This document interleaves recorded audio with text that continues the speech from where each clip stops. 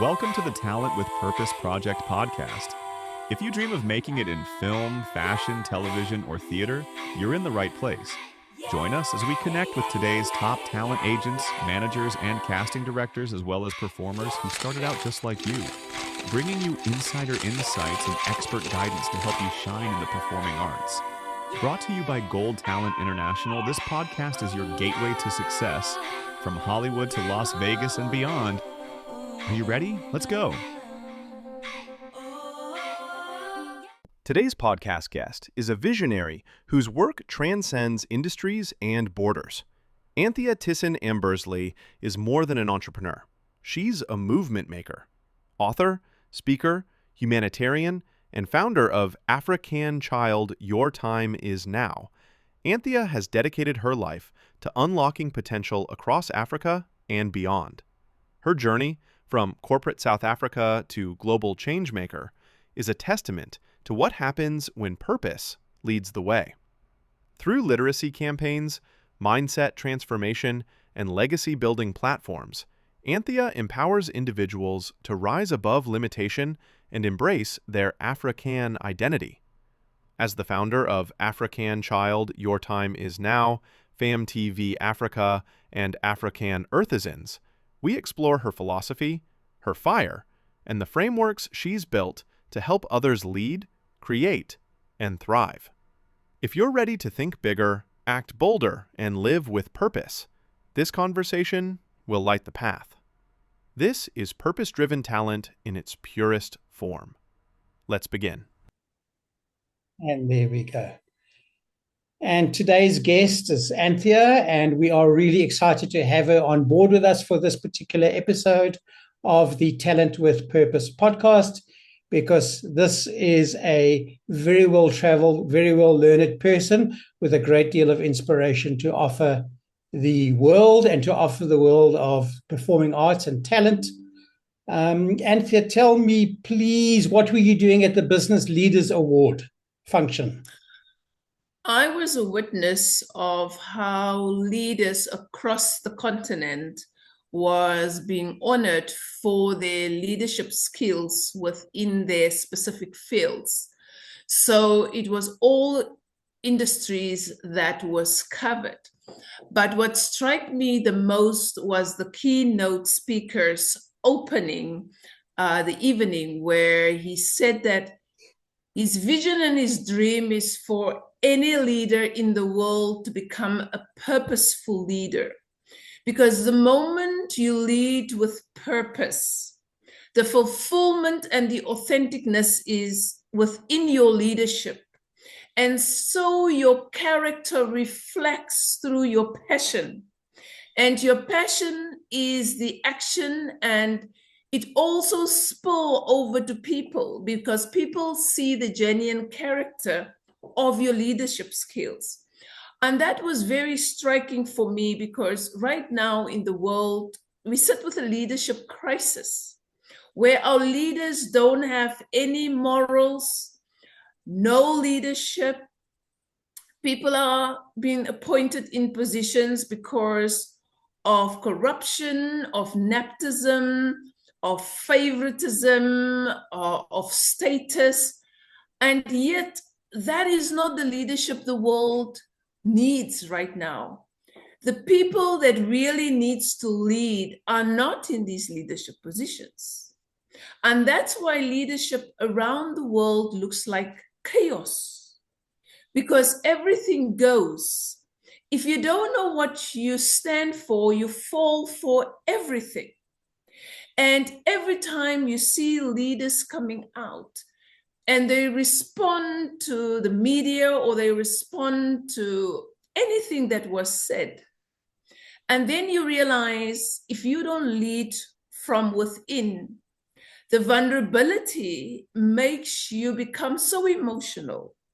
And then the true characteristics of a leader come out. I mean, you see how leaders can bully people, how leaders can just break the rules, and how leaders can just manipulate other leaders or countries. And that is the order of the day now. And my nugget was really to be a purposeful leader is so simple. You lead from behind. You lead with compassion. You lead with empathy. And you lead with the same characteristics that you want to be treated like. And that is what purposeful leadership is really all about, is what you know what you stand for, and you know what your vision and your purpose is, and you just lead within that lane. It's such a deep subject, I think, that we could really dive into if we wanted and dissect in so many different parts. But, our country, South Africa, I think is a leader in terms of the potential for what could be as versus what we are seeing happen on the ground level. And of course, this affects our entire population, but for me, most importantly, our youngsters, because those are the leaders of tomorrow. Do you think that the value systems that we have within the societal process that we have going on are purpose-filled or filled with some other form of process? For me, I'm going to look at it from a holistic view, and I'm going to go back into the past. A young democracy at 31 years. We're going through a very traumatic time within our leadership. It's a generation that has been in charge, and that generation still comes from tremendous pain, belittling, suffering. And I realize what is happening now is just an overspill of what went wrong within humanity along the line. And so it's not even one race that can be suffering in South Africa. It's all of us that are suffering.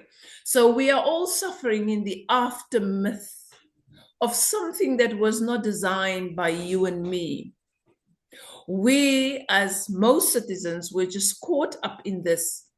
And the only basic demand there was for us to be included was just to have freedom. But what we see is this freedom is here, but it comes with a lot of unreconciled pain, closure, acceptance, forgiveness. And so we are sitting on this time bomb. But what we need to do from here is we just need to believe and know that is a form of cleansing that are currently taking place in South Africa, and it needs to happen.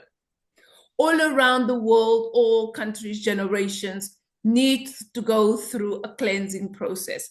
And South Africa is the youngest democratic country right now on the African continent. And so it is just, I will say it's a rite of passage that we need to go through. Yeah, that's fascinating. What I'm getting from this conversation and what you're sharing is that, and we don't really necessarily need to get into the political unfolding, Yes. because that is a symptom of something Yes. else that is playing out.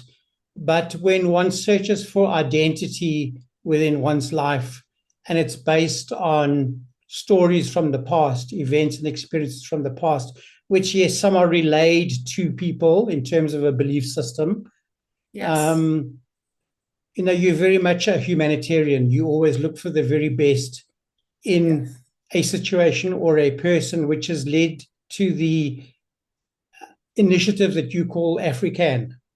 Yes. Can you tell us a little bit about that and what work you do within that structure? Basically, Afri-CAN, the CAN is capital letters.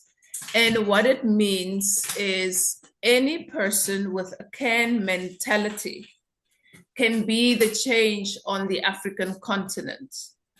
So we always have this mentality that we can say we can't do things. We can't do things because of our color, of our skin, of our race or, of our background.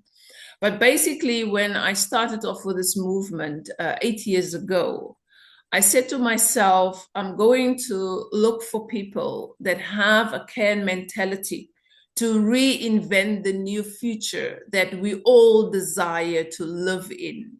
And so as I embarked on this, I always find the tribe that are so positive and find ways to make South Africa and the continent a better place for all. Because I believe without forgiving, and without understanding, why we are where we are, we cannot move forward. But if we take hands and meet each other halfway through our own perspectives, our own views, our own beliefs, and also our backgrounds are playing a big role. But if we meet each other halfway, we can have the mentality to say from here onwards, we can move together. And we can do it for the betterment for all in South Africa and on the continent. So that is how Afri-CAN Child, Your Time Is Now, was born. And when I had my dream, in my dream, there was this vision to say, for all of us to be able to change, we need to become a child again. Because it's only children that are fearless, children that are brave, children are pure, they are transparent. And so as adults, if we can just become children again, we all can change our ways and our behaviors.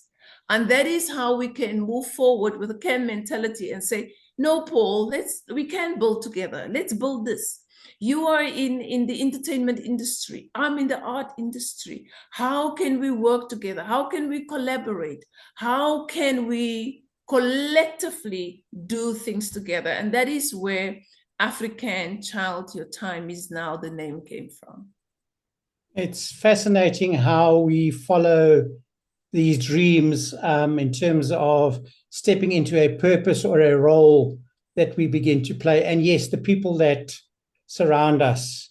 And thank you for being on the podcast with us, because that's very inclusive in terms of, where we are at, just like-minded beings. I've often said, I don't want to live in a non-cultural society. I want to live in a multicultural society.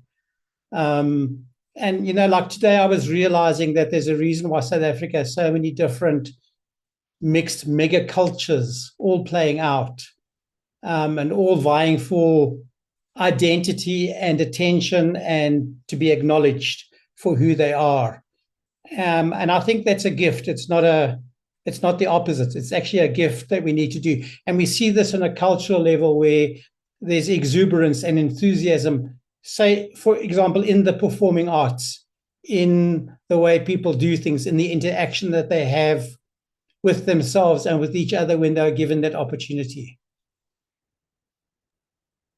It is so true. It is so true, that we just need to focus on what we need to do and our passion and where we want to play a part on this earth. And it's just clarity and discipline and understanding your why and your how and how you're going to do this.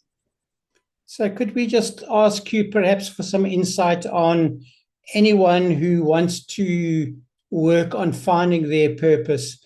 Do you think there's a set method to do it, or do you think there's a time that arises within someone that says, okay, I recognize my purpose and I'll be passionate about it?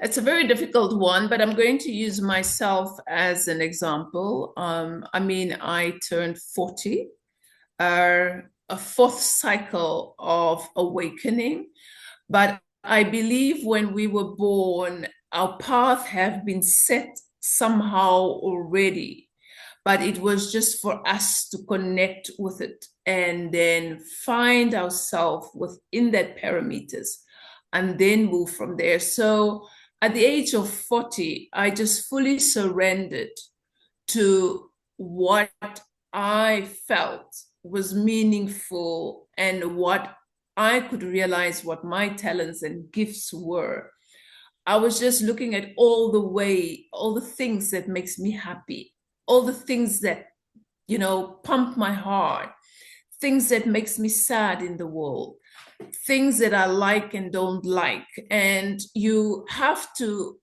look at it holistically. You have to look at it in your society, where you grow up, where you work, where you socialize. And then you look at it and say to yourself, you know what, with all these fears, how can I use my passion to do what I love doing and still earn a living, perhaps, contribute to your community, to your country? And that is how I unlocked mine. It wasn't a blueprint. It was just a matter of you dot things down. I always say I always work with a world map. And I put myself in that map. And I said, if you were part of this world, what will your contributions be? And then I will map it out. I would love to be part of history, of literature, of the environment. My community, I want to give more. Youth, I want to upskill. In my personal life, what do I want to do? I want to spend more time outdoors. For family, how much time do I want to spend with my family? What do I want to do with it? And then that little world became my world of purpose. And every time when I go offline, I go to the world circle, which is my world, and I look inside. What have I jotted down? Where am I off track? And how can I come back to the things that make me happy? So everything in my world is what makes me happy right now. And I think along with that comes a sense of not just appreciation, but deep gratitude for the environment in which you find yourself. Because I think that one of your gifts that you have worked to enhance and bring up is the ability to really look at the beauty within any situation around you and just work with that. So true. And fortunately for me, I'm a farm girl. I grew up on the soil, and I'm connected to the soil. And where people have to go and see psychologists and go for therapy and go to spas to unwind, I transcend the energy to the soil, and the soil and the water just connects me and centers me. So just to know that you are part of a circular ecosystem, and to find yourself as a human being within that ecosystem and just maneuver yourself through life and try to balance it, because a lot of us sometimes get off track and we get off balance. I can look at myself a year ago and I realized, and still people on social media will say, what happened? You're not the rebel anymore. You don't spit that much fire anymore. And then I realized, that when you find yourself in a circular environment, you begin to grow and change. And it's all a process of rebirthing, understanding yourself, and finding different ways to maneuver yourself through the chaos. And I have to joke all the time because, a lot of people knows me as a person who could just say things as it was. And at least now I have a filter, because I say to myself, those things cannot upset me anymore. I just need to do something about it. And instead of just, getting upset about it and spit it out, you ask yourself all the time, why are you triggered? How is it affecting you? How is it affecting your life, your close environment of people or business? And sometimes it's just a matter of finding a way to just center yourself in the midst of all chaos and find a connection and return to self at all times when you feel you are spiraling in this whirlwind. You're with the Talent with Purpose podcast, where passion meets action and stories light the way. If you're interested in watching new episodes, please remember to subscribe by hitting the bell icon. Please share this episode with your friends and family so they can connect with our platform and be inspired. You can also inspire other people who may be interested in our world of fashion, arts, and entertainment by posting in the comments section below.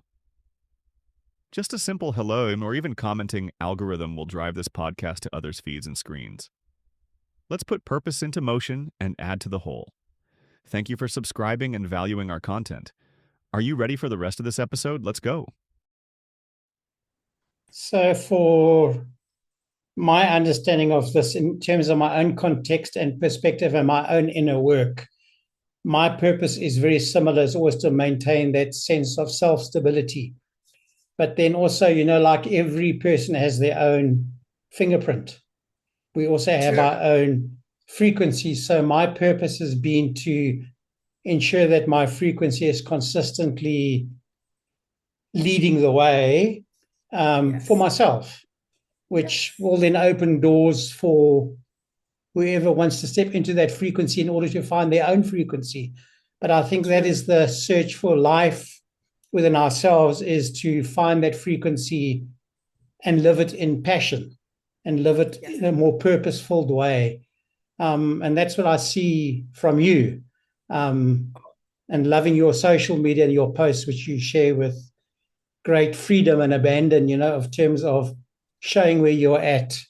Because with you, there's nothing that's manufactured. It is a portrayal of self. And that's authenticity. So, for our viewers to be able to have a look at how important authenticity is in finding yourself in terms of that specific frequency, that's all that's needed, because that's its own reality. It is. And, frequency and understanding on what level you are vibrating at all times is so important.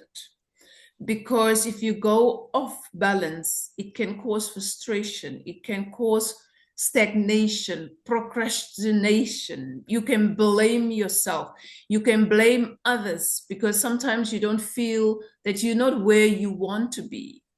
But if you vibrate in your frequency, sometimes even if you come across challenges, you can reflect back and say, this is where I am. Let me just take a slow moment and see how the universe will outplay it. Because you know that these higher powers or higher energy that can guide you and allow you to find who you need to fulfill your purpose. Because your purpose and my purpose cannot be fulfilled by ourselves. We are just light bearers of allowing people into our space, and for them to identify and maybe see where they belong in the bigger scale of things and pursue or maybe motivate them to become whoever they need to be. And that is us. If we understand our purpose, we just igniting people all the time to connect to themselves. Because if we are authentic, people can see that, and people will try to tap into their own light to become that light carrier for somebody else. It's such deep insight, and I'm so thankful that we are having this time together to share this, either in podcast or just in a conversation form. But so very much for, and we never know where we're going to end up or how we're even going to get there, because it doesn't really matter. Just a certainty or a sense of knowingness that our purpose is being fulfilled. Indeed. And I personally believe where I am now is, sometimes what we have been journeying on can become so complex, so difficult. We can experience so many challenges sometimes, so many attacks. But, as we move forward, sometimes we have this mindset of, if it works, then it's not from you. But if you know it's not for you, you will also know, your intuition will tell you, but you are going against the current here. And once you become so aligned to your frequency, everything just play out, because you find your tribe. Whoever needs to meet you will meet you, perhaps not on your time clock, But when the time is right, that person will appear in your life, and then you will realize, I was looking for this. I mean, I'm going through a phase in my life now where I meet people and I will say to them, where have you been? I've been looking for you. And then they will say, yeah, I am. What do we need to do to move from where we are? And that is when you know that you are really journeying within your passion and purpose, because there is really higher forces that just put, I always say, it puts the dot together, it dots together. Sometimes we don't know, even in how we have met, how we have, encountered each other on so many occasions. And look where we are today. And it was just organically that it happened. But sometimes when things happen, you don't even know what is the reason for this. And if we are patient, we can see how life is unfolding and outplaying things. And then you realize, wow, this is the energy this person is carrying. And that is where we can see how we have synergies, even to have a conversation. Because you and me cannot have conversations with everybody, because people misunderstood us in so many things. But if there's an alignment of this energy that flow between us, we can actually feed off from each other. And this is what we are basically doing this evening. It very, very much so. And I know we can certainly dive deeper if we wanted to into the process. So wonderful conversation. Thank you for this, Anthea. We appreciate you being with us. And talking about places that one finds oneself, and you've just returned from East Africa, correct? Yes. What was that about? What I realize is sometimes you don't have to physically travel, but when the time is right, you will find the invitations and you will be invited to places and seats that you never thought that you will have. 8 years ago, when I came back back to South Africa because I immigrated to the UK, I was just saying to myself, wherever I will find myself, I will just plant the seed and it will take its course. And for me, 8 years down the line, with the work that I'm doing is self-funded work, finding the right tribe. I just find the doors where people are just opening their doors and turn the keys and invite me into their spaces. Because we are aligned in the work of African literature, writing, poetry, the environment. And so you just get invitations and you find yourself in spaces that you didn't even knock on. And that is the energy when you are purposefully moving in your purpose. Things are just unfolding at the right time for you. And when you get seated at these tables, it comes with no effort. It's like these people have been waiting for you. And then you just steer whatever needs to be done from there. And you just move. You just move. And that is what I'm doing. It's just igniting, wordsmiths, environmental, passionate ecopreneurs on the continent. And that is just what we want to do. Is all our work that we're doing is just about restoration, restoring identity, restoring Mother Earth, restoring history, create everything new for the new future to unfold. And that is what we do on the African continent now when we meet. We meet each other where we are, on how we have transformed to where we are now, and just try to move forward as new beings. And we create our own path from here onwards. And we look at the clutter of the world and just say, it's not our clutter. We did not create it. How can we just be better human beings in this chaos? And we focus on what needs to be done to just alleviate injustice, create more peace, more harmony, more humanity, where we can be more kinder to each other. And those are the things that we just want to focus on the African continent, is how can we unite and build together from where we are? And that describes, I think, my exact role or process within the performing arts and world of entertainment, because when that is portrayed, that is brought out within any performance or within any performer, then the world changes as well. And for me, that's the power of purpose. That's the power of, being authentic. Everybody wants to copy this one and that one and do all sorts of things because whatever they call celebrities or whatever. But literally, for me, it's always about the realness of the performer and the way that they come into that performance of what they've worked hard, because they've had goals to achieve that. So the hard work has to be put into it in order to achieve that authenticity. But to me, that's one of the most powerful and magical moments one can ever experience. And that is your gift, to really unlock talent within any human being. And, to be authentic, it's so effortless that you have to do things because it comes from a place from within. And it is so pure, and you don't need to try to push different agendas.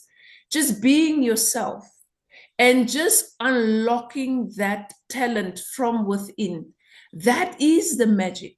And you are the magic maker because you are unlocking that magic into people. Most people don't even know about the magic that is locked within them. And that is your gift to do that. I have seen some of your performance on stages, and it is so real. And the world doesn't focus a lot on the authenticness of human beings, because imitation is one of the biggest fallacies there is outside, where people believe by copying somebody else is going to elevate them to higher levels. But in authenticity, you have so much power because people see you for who you are.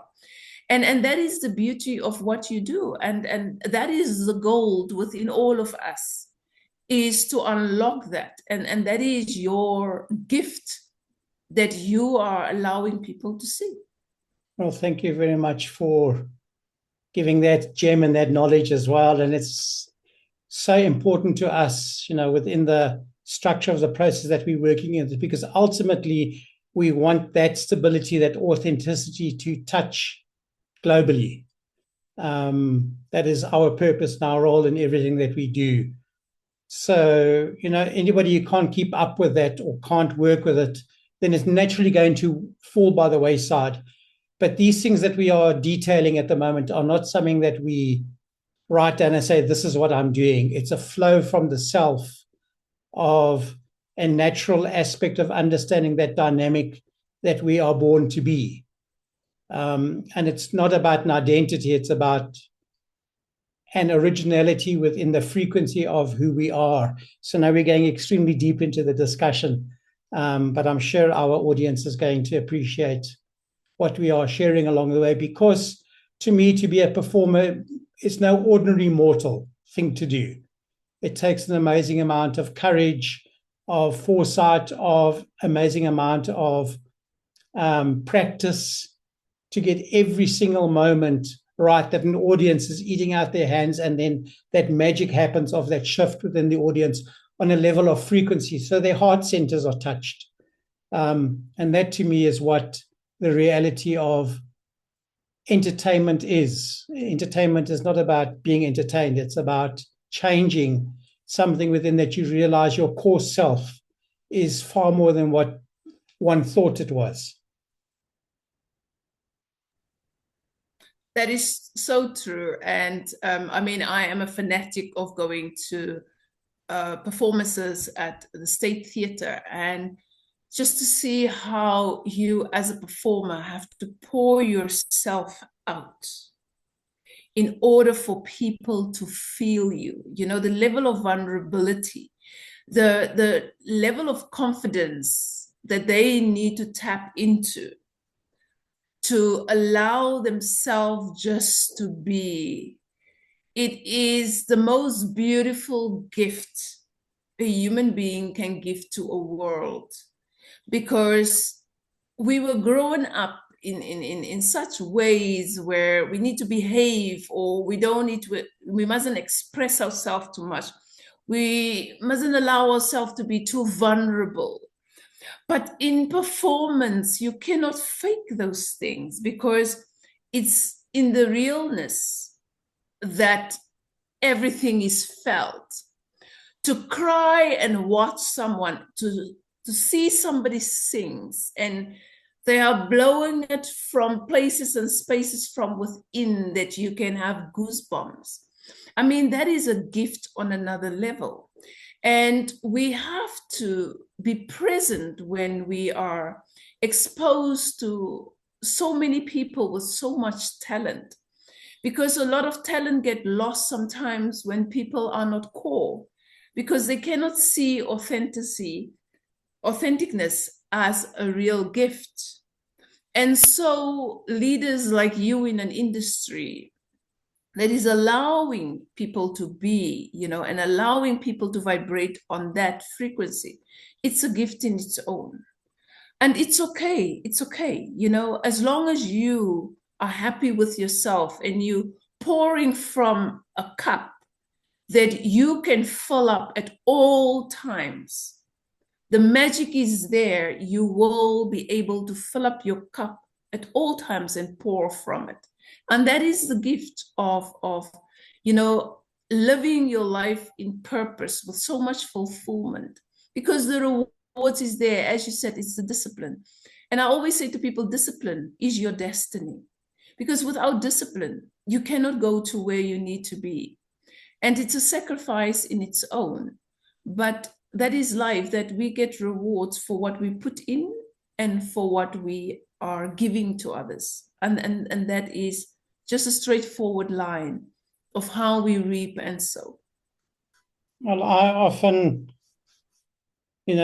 digest a lot of these processes going on, and you have to look at yourself and where you are at in terms of all this, as we've been sharing this evening during this podcast. One of the things that really strikes me is how we find our space and how we find ourselves in that.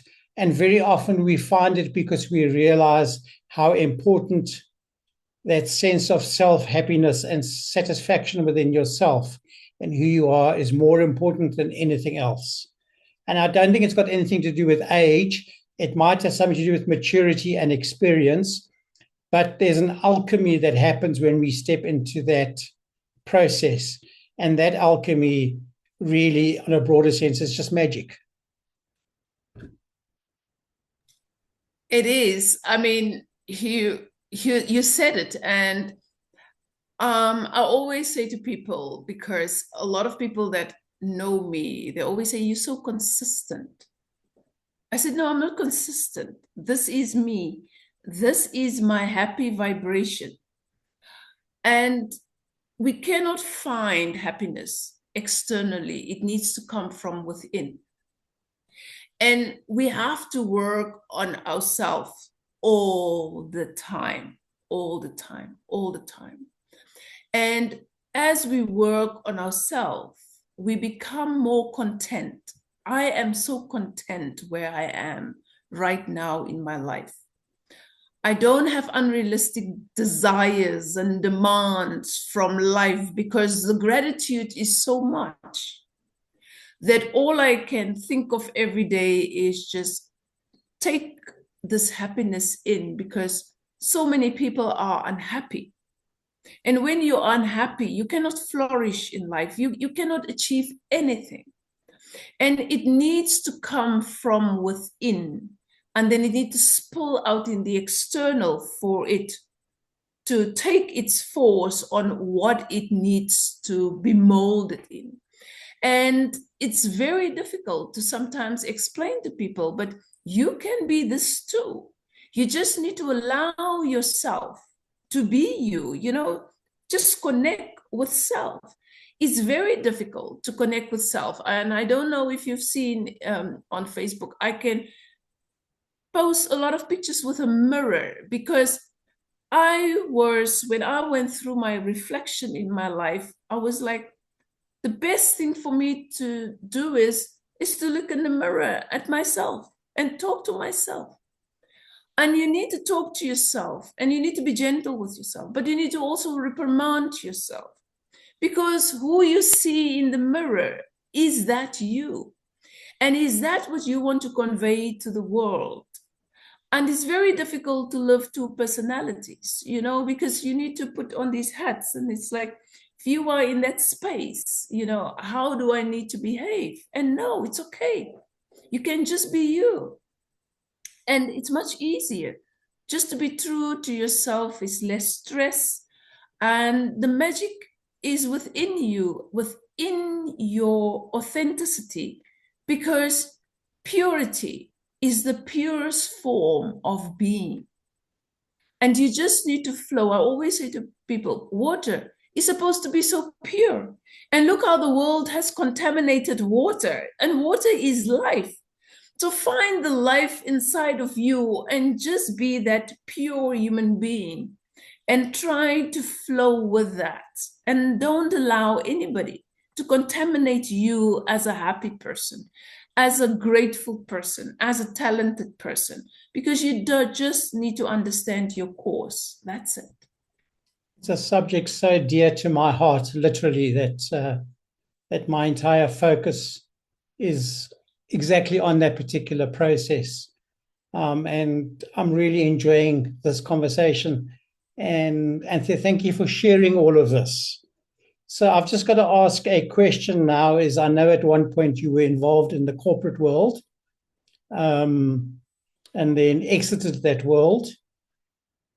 I am assuming, assumptions are not always the best things to do, but I'm assuming that happened when you realized that your core self was not vibrating on the level of corporate non-authenticity, I think would be the kindest word to use right there. You were spot on. Indeed, it was. And actually, it happened at the age of 26, and I was called in for my performance assessment.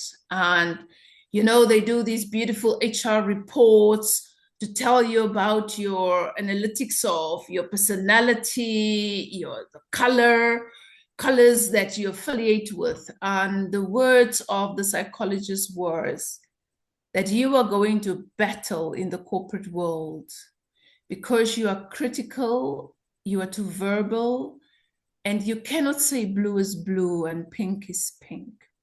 So if you want to progress in the corporate world, you need to change, because you're going to step onto people's toes, and those people are the most powerful people that need to take you where you need to go.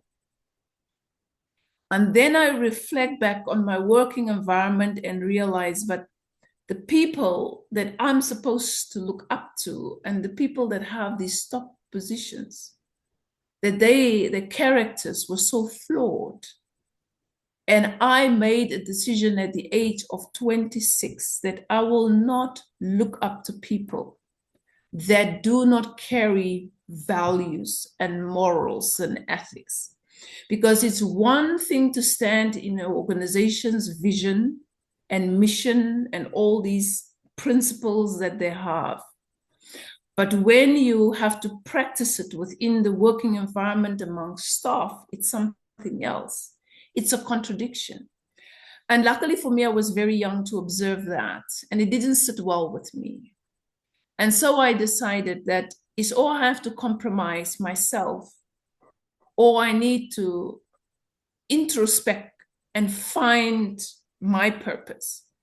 And at the age of 26, I already knew that corporate world is not going to be my world, because that is a game.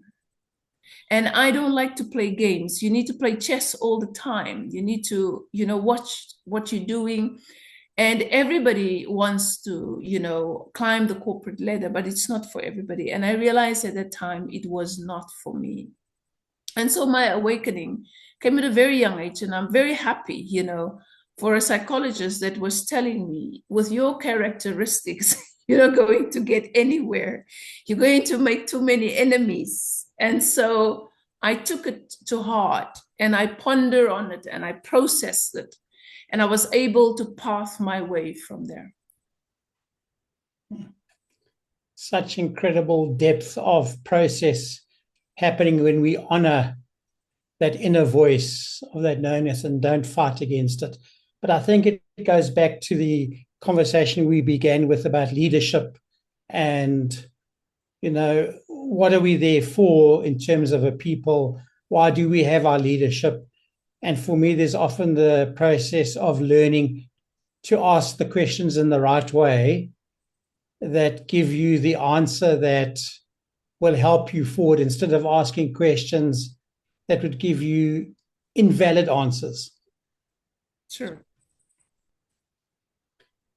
So, well, Anthea, thank you so much. That's a whole lot to digest for us. And I'm looking forward to publishing the podcast. And then we'll put maybe a hashtag into a hashtag BU in terms of, the important message of what is being shared here today. Just to finish off with, and thanks, you've highlighted some incredible moments. Anybody young or parents of young talent that is inspired to be in the performing arts and to live in their heart, what guidance or advice could you suggest to them? For me, as a parent myself, I will urge other parents to take note that all children are not the same. But if you have a creative spirit in your home, nurture that soul. Because creativity, if it's found or discovered in the wrong space, it can be oppressed, or people can block you from unlocking who you really need to be.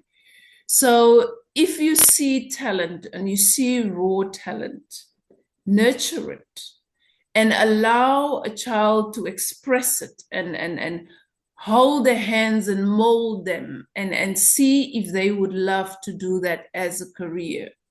I mean, for me in lockdown, it was the most awakening journey for me as a parent to realize that my son was creative. I did not know he was creative until we were locked up and we were drawing and painting and doing all these things. And he can listen to music and can repeat a song after listening it for only one time. As a child, I could not even do that. And it's for us as parents to be present and to identify this talent and find people like you to can unlock it to another level, because really creativity comes from within. It's not taught. It's an expression of what a person would love to become. And if young kids can be caught at a very young age, they become these magical spirits in the world that can make us laugh and cry or entertain us to a level that we can just reflect on our lives ourselves.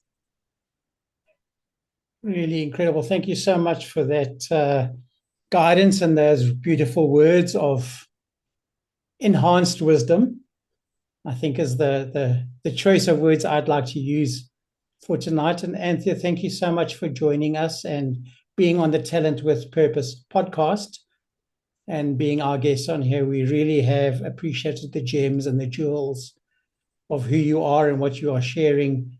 And let's inspire those who are ready to hear the message. Thank you very much to you and your team and to all the listeners who will listen to this podcast. And I'm looking forward to journeying with you and keep doing what you do.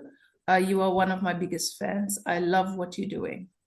Oh, heartfelt moments. Thank you. My heart is very touched. So thank you so much for that, Anthea. And we will chat shortly. Take care. Love and light.